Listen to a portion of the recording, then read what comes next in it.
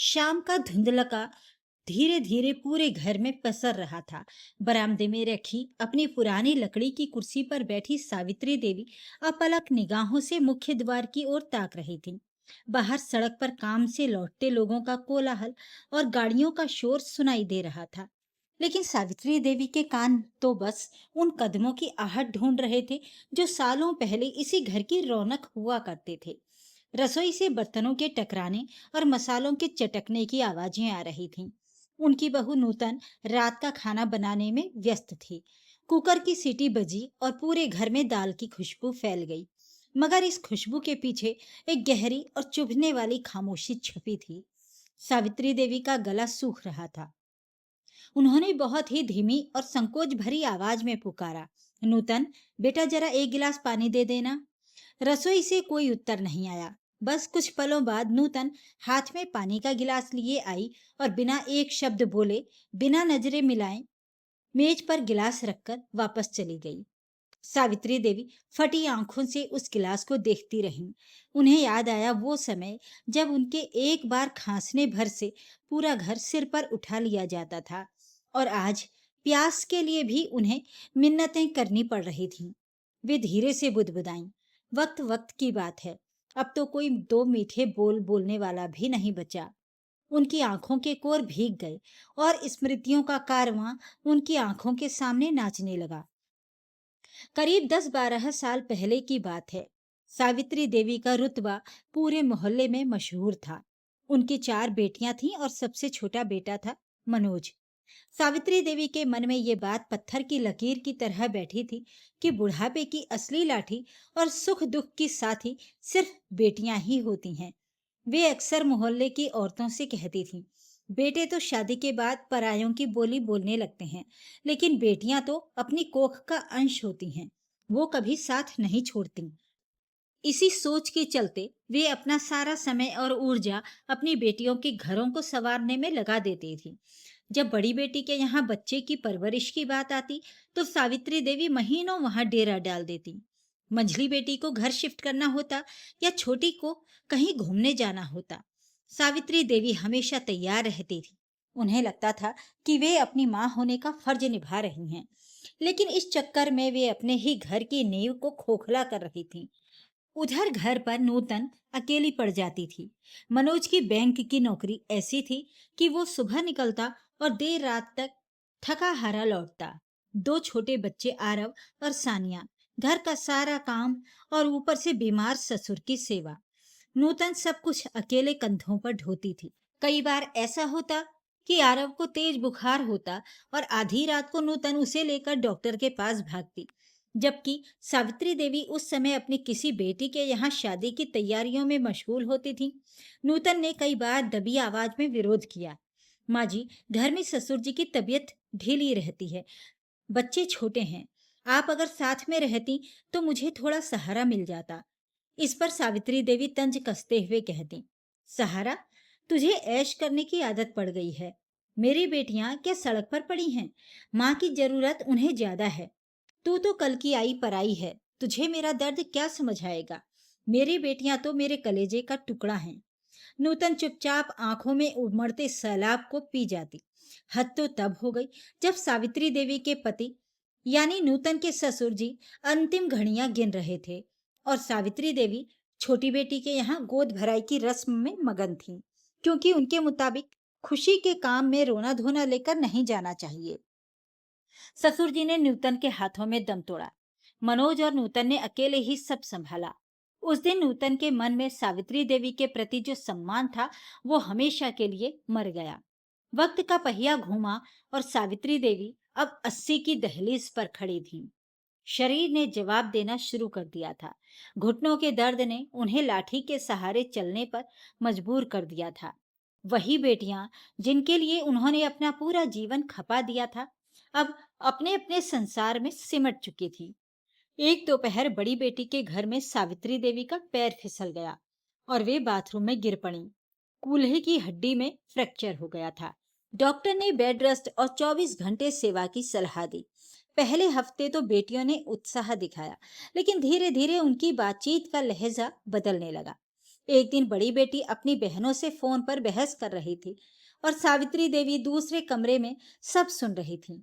बड़ी बेटी कह रही थी, देखो, मेरे ऑफिस में प्रोजेक्ट चल रहा है, मैं पूरे दिन माँ के पास नहीं बैठ सकती, तुम लोग आकर माँ को ले जाओ।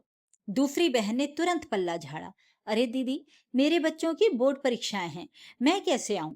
और वैसे भी माँ ने तुम्हारे बच्चों को ज्यादा संभाला है। तीसरी ने कहा, मेरी तो खुद की कमर में दर्द रहता है, मैं माँ को कैसे उठाऊंगी बिठाऊंगी? उन्हें तो मनोज के घर ही होना चाहिए, आखिर वारिस तो वही है। सावित्री देवी को महसूस हुआ जैसे किसी ने उनके सीने पर गरम पिघला हुआ शीशा डाल दिया हो। वे बेटियां जो उनकी जान थीं, आज उन्हें एक बहन से दूसरी बहन के घर भेजने की जुगत लगा रही थीं। अगले दिन सावित्री देवी ने रोते हुए अपनी मंझली बेटी से कहा, बेटा, तू ही मुझे अपने पास रख ले, मैं तेरा हाथ बटा दिया करूंगी। बेटी ने झिझकते हुए जवाब दिया, माँ, आप समझती क्यों नहीं? मेरे ससुर जी को बेड रेस्ट पसंद नहीं है, घर में जगह कम है और आपकी दवाइयों की गंध उन्हें परेशान करती है। आप भैया को फोन क्यों नहीं करती? अब तो सावित्री देवी को अपना आत्मसम्मान मिट्टी में मिलता हुआ महसूस होने लगा था। आखिरकार उन्होंने कांपते हाथों से मनोज को फोन किया।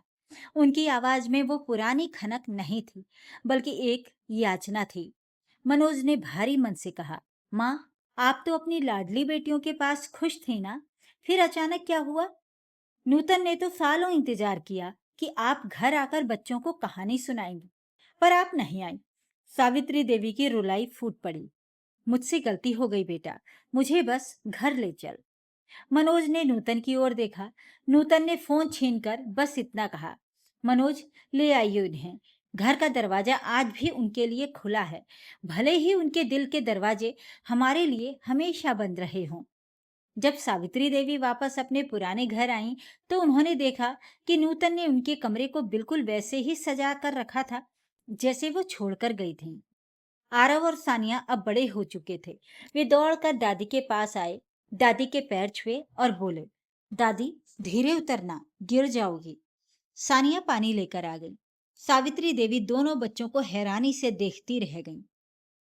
यही बच्चे कभी उनके प्यार को तरसते थे और आज वही बच्चे सबसे पहले उनके पास खड़े थे।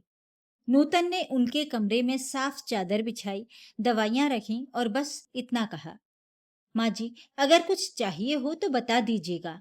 उसके स्वर में सम्मान था, मगर अपनापन कहीं खो चुका था। दिन बीतने लगे। अब सावित्री देवी घंटों बिस्तर पर लेटी पुरानी बातें सोचती रहती। उन्हें याद आता कि कैसे नूतन रात रात भर जाग कर बच्चों को संभालती थी, कैसे मनोज की गैर मौजूदगी में उसने कभी शिकायत नहीं की, कैसे उन्होंने हर बार बहू की बात काटकर बेटियों का पक्ष लिया। आज वही बेटियां महीने में एक फोन तक नहीं करती थी। सब अपने कमरों में चले गए। नूतन ने चुपचाप उनकी सेवा शुरू कर दी, समय पर मालिश, समय पर दलिया, समय पर गर्म पानी। लेकिन एक चीज गायब थी, संवाद।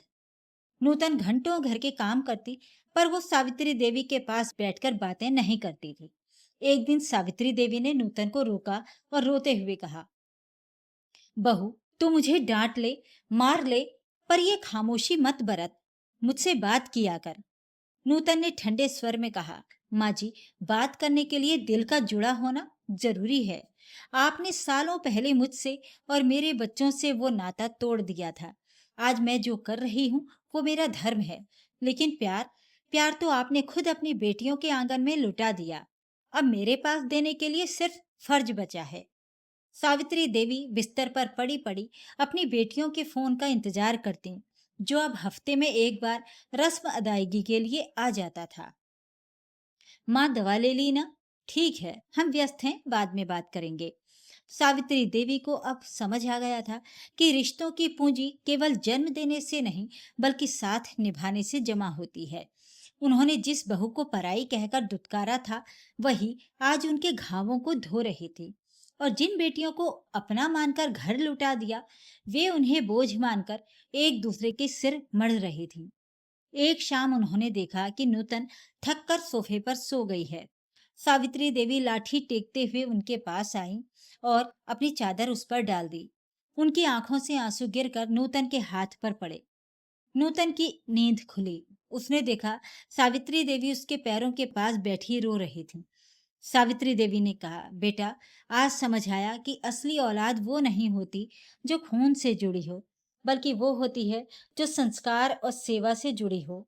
मैंने तेरी ममता का अपमान किया, मुझे सजा दे, पर पराया मत कर। नूतन ने पहली बार सावित्री देवी का हाथ पकड़ा और बस इतना कहा, माँ जी, घाव भरने में समय लगता है, पर शायद अब हम नई शुरुआत कर सकते हैं। घर के आंगन में उस दिन बरसों बाद एक नई उम्मीद की किरण फूटी थी, मगर एक कड़वी सीख के साथ। दोस्तों, क्या सावित्री देवी का बेटियों के प्रति अत्यधिक मोह और बहू के प्रति उपेक्षा आज के समाज की एक छिपी हुई कड़वी सच्चाई नहीं है? जब हम रिश्तों में अपना और पराई का भेदभाव करते हैं, तो क्या हम खुद अपने बुढ़ापे के लिए कांटे नहीं बो रहे होते? और नूतन का व्यवहार, क्या वो सही था? क्या एक बहू को अपमान सहने के बाद भी उसी गर्मजोशी से सास को अपनाना चाहिए, या उसका केवल फर्ज निभाना जायज है? बेटियों के इस व्यवहार के लिए आप किसे दोषी मानते हैं? सावित्री देवी की परवरिश को, या बेटियों के स्वार्थ को? दोस्तों, ये कहानी हमें सिखाती है कि परिवार में पद, जैसे सास, बहू, बेटी से बड़ा प्रेम और समर्पण होता है। जो व्यक्ति आपके बुरे समय में आपके साथ खड़ा है, वही आपका सबसे बड़ा सगा है। अपनी संतान के प्रति मोह में इतना अंधा नहीं होना चाहिए कि आप उस व्यक्ति को ही ठुकरा दें जो आपके घर की मर्यादा और नींव को संभाल रहा है।